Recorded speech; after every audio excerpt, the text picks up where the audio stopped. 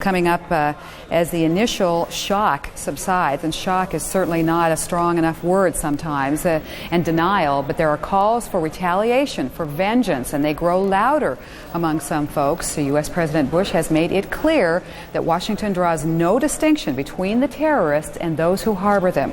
Both could find themselves as America's targets, and Mr. Bush has declared a state of national emergency, authorizing the Defense Department to call up as many as 50,000 military reservists, a National Guard.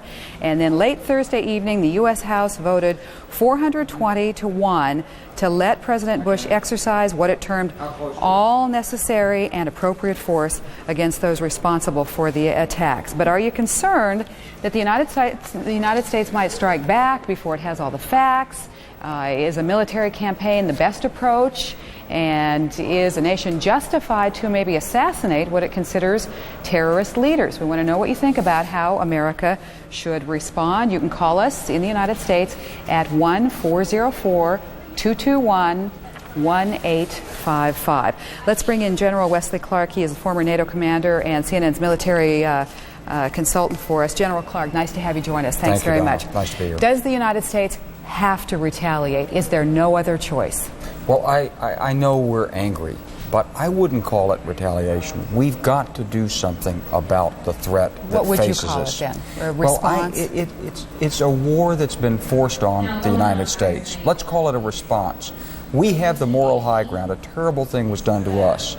We can't sit back and wait for the next blow to fall on the United States. So we've really got two near-term battles and a long-term campaign.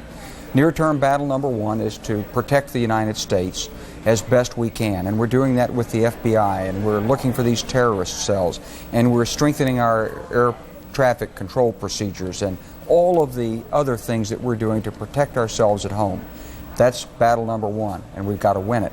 Battle number two is if we can do something right away to these terrorist networks overseas, if we can strike at them in some way that throws them off balance, that tears up their plans, that makes them lose their command and control and respond to us and gives us more breathing room, then we should do that. That was tried in the attack on the Sudan, but I want to go ahead and we're going to go to Jim Clancy and Colleen McEdwards, and we're going to continue our conversation with you, General Clark. But let's get the latest developments here as we carry on with our special programming. Jim and Colleen?